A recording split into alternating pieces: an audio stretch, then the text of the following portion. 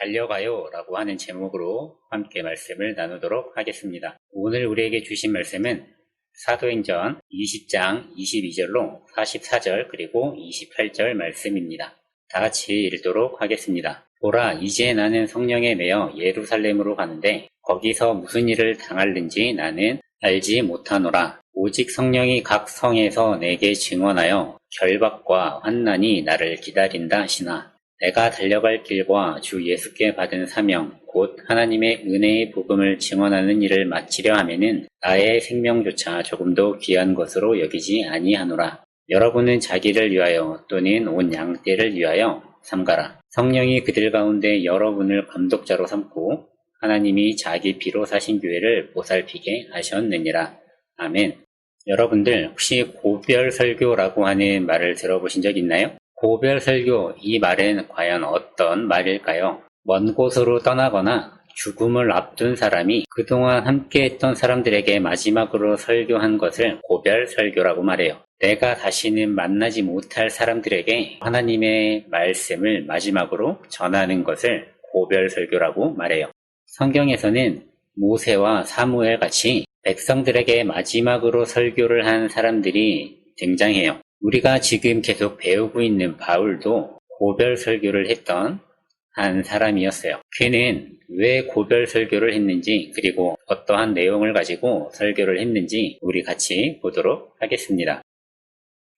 바울은 고린도에 머물면서 로마서를 작성했어요. 로마 교회에 편지를 보낸 것이죠. 그 바울이 이제는 그곳을 떠나서 예루살렘으로 가는 긴 여행길에 올랐어요. 바울은 오순절이 되기 전에 예루살렘에 도착해서 교회의 성도들을 만나기를 원했어요. 왜냐하면 예루살렘 교회에 처한 그 어려움을 알고 에베소를 비롯한 많은 교회 사람들이 그들을 위해서 모은 연보를 바울이 빨리 전해주고 싶었기 때문이었어요.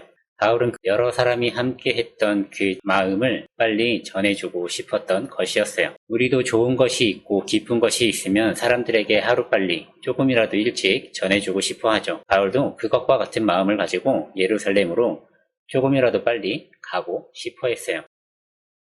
바울은 자신이 전도했던 곳, 그리고 교회를 세웠던 모든 지역에 들리고 싶었을 거예요.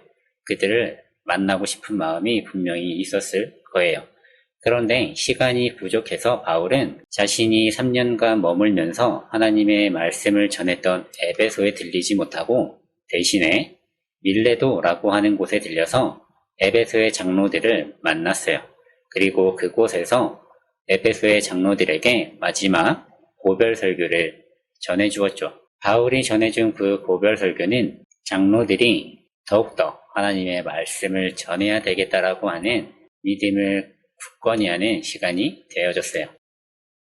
바울은 자신이 에베소에서 머물면서 복음을 전했던, 복음 사역했던 것을 떠올리면서 장로들에게 말을 했어요. 자신이 복음을 전하는 것에 있어서 유대인들의 많은 방해와 어려움을 겪었지만 하나님께서 함께해 주시고 성령님이 능력을 더해 주셔서 언제 어디서나 담대한 마음을 가지고 복음을 전할 수 있었다라고 간증했어요. 그리고 에베소의 장로들에게도 여러분들도 성령의 능력 가운데에 언제 어디서든 담대한 마음을 가지고 유대인들의 온갖 방해에도 담대하게 말씀을 전할 수 있습니다라고 말해 주었어요. 또한 바울은 유대인이나 헬라인이나 모두 하나님 앞에서 삶이 변화되어져서 예수님을 믿고 따르는 삶을 살아야 된다라고 말해 주었어요. 에베소에서 복음 사역을 했던 바울은 이제 성령님의 이끌림을 따라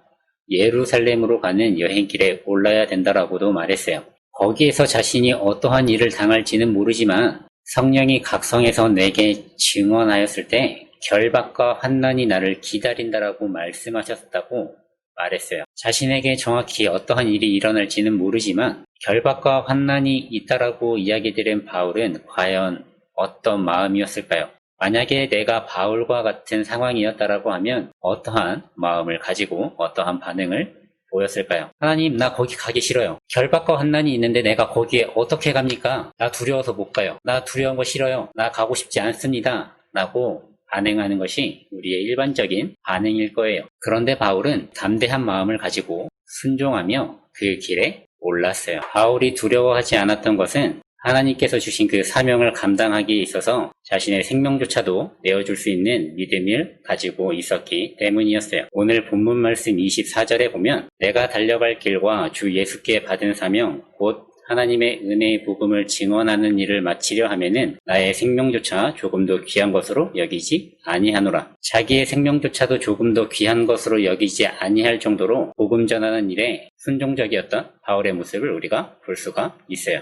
이 복음을 증언하는 일에 끝까지 달려가겠다라고 고백한 이 바울의 고백이 여러분들의 고백이 되시기를 바랍니다. 우리가 운동회 때 달리기를 하면 출발점에서 도착 지점까지 전력 질주에 달려가죠. 각 사람마다 도착하는 시간은 다를지 모르겠지만 결국에 도착 지점까지 우리가 열심히 뛰어가는 모습들을 볼 수가 있어요. 그것과 같이 우리가 복음 전하는 일에 열심으로 달려가길 원하고 조금 시간이 걸리더라도 조금 어려움이 있더라도 도착 지점을 향해서 마지막 지점을 향해서 달려갈 수 있는 우리 친구들이 될 수 있기를 축복드립니다. 이 어려운 상황에서도 바울이 예루살렘으로 가고자 했던 것은 그때 당시 사람들이 세상의 땅끝 마지막이라고 생각했던 서바나라고 하는 곳에 복음 전하는 일에 나아가기 위해 예루살렘에 가기 원했어요. 세상 끝까지 복음을 전해야 된다라고 하는 그것을 바울은 지키려 했던 것이었죠. 바로 세상 끝까지 복음을 전하겠다라고 하는 결단과 믿음을 가지고 바울은 실천한 것이고 행동한 것이었어요.